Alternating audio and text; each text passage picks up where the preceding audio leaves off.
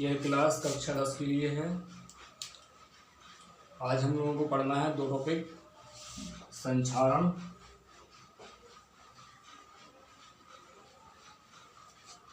और विकृतिगंधिता। विकृतिगंधिता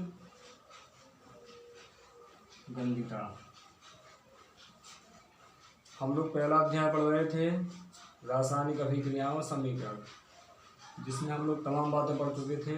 रासायनिक अभिक्रियाओं के प्रकार, रासायनिक समीकरण इत्यादि। आज संक्षारण पढ़ना है। संक्षारण का मतलब होता है जब हम किसी धातु को खुले या नमीदार स्थानों पर रख देते हैं तो उसमें एक विशेष रंग की परत उत्पन्न हो जाती है उस धातु के ऊपर, जिसको हम लोग संक्षारण बोलते हैं। उदाहरण के लिए हम लोगों ने देखा होगा, घरों में जो तांबे के बर्तन होते हैं बरसात के दिनों में, उन बर्तनों के ऊपर एक हरे रंग की परत चढ़ जाती है। इसके अलावा चांदी के जो बर्तन होते हैं, गहने होते हैं, बर्तन तो नहीं होते, सॉरी गहने होते हैं, उन गहनों पर काली परत चढ़ जाती है। या लोहे के ऊपर एक हल्के लाल रंग की परत चढ़ जाती है, जिसे हम लोग बोलते हैं जंग लगना। तो वास्तव में यह जंग लगना या जो विभिन्न प्रकार की परतें विभिन्न धातुओं के ऊपर बन जाती हैं, यह वास्तव में उन धातुओं का संक्षारण है। तो संक्षारण होता है कि नमी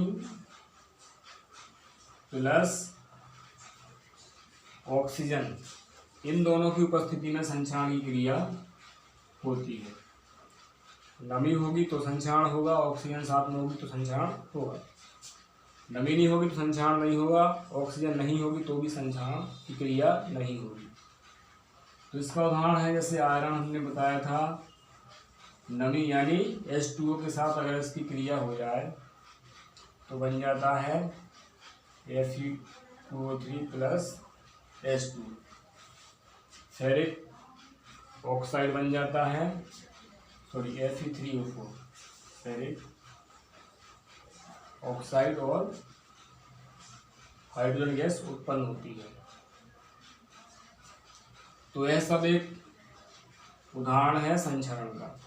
रिएक्शन बैलेंस नहीं है, आयरन के 3 कर लो, यहाँ 3 है, हाइड्रोजन के 2 हैं, 2 ही ठीक है, बैलेंस है। ऑक्सीजन के यहाँ 4 है, यहाँ 1 है, तो यहाँ 4 कर लेंगे।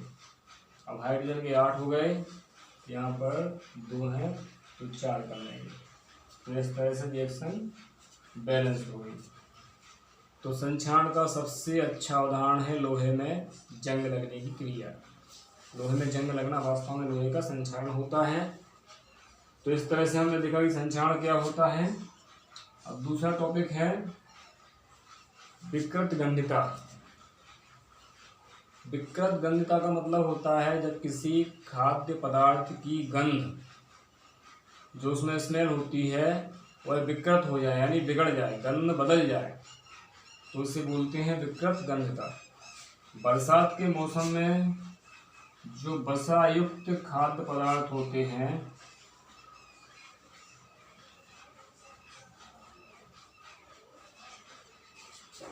नमी के कारण, ऑक्सीजन की उपस्थिति के कारण इन खाद्य पदार्थों का उपचयन यानी ऑक्सीडेशन हो जाता है। इस क्रिया के बाद इन खाद्य पदार्थों की जो स्मेल होती है, गंध होती है, वो बदल जाती है।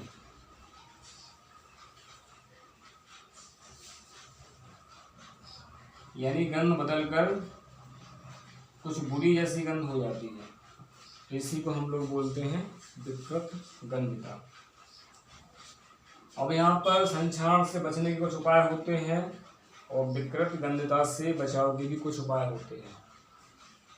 संक्षारण से किसी धातु को बचाने के लिए इस पे पेंट या वार्निश कर सकते हैं। इससे संक्षारण की क्रिया रुक जाती है, धीमी हो जाती है, वार्निश से रुक जाती है। इसके अलावा तेल का लेपन करने से संक्षारण की क्रिया कुछ समय तक रुक जाती है। लोहा, इस्पात इत्यादि धातुओं पर एक जिंक की परत चढ़ा दी जाती है पतली, जिसको बोलते हैं यसद लेपन। लोहा, इस्पात इत्यादि कुछ धातुओं पर जिंक की पतली परत चढ़ाई जाती है, जिसको बोलते हैं यसद लेपन। तो पेंट या वार्निश के द्वारा, तेल के द्वारा, यसद लेपन के द्वारा हम संक्षारण क्रिया को रोक सकते हैं। उसी तरह जो विकृत गंधता होती है, वसायुक्त खाद्य पदार्थ की जब गंध बिगड़ जाती है उपचयन क्रिया के द्वारा, तो इससे बचने का उपाय होता है कि खाद्य पदार्थों को बंद यानी हवा बंद बर्तन में रखें। हवा बंद बर्तन या पैकेट में रखा जाए, नमी से बचाया जाए, नमी से बचाव किया जाए। इसके अलावा कुछ एंटी ऑक्सीकारक तत्व होते हैं,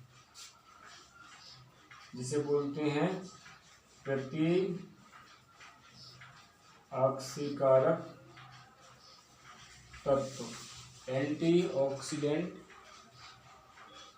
जो होते हैं उनको मिला दिया जाता है वसायुक्त खाद्य पदार्थों में, जो उपचयन की क्रिया को रोक देते हैं, क्योंकि ये प्रति ऑक्सीकारक होते हैं।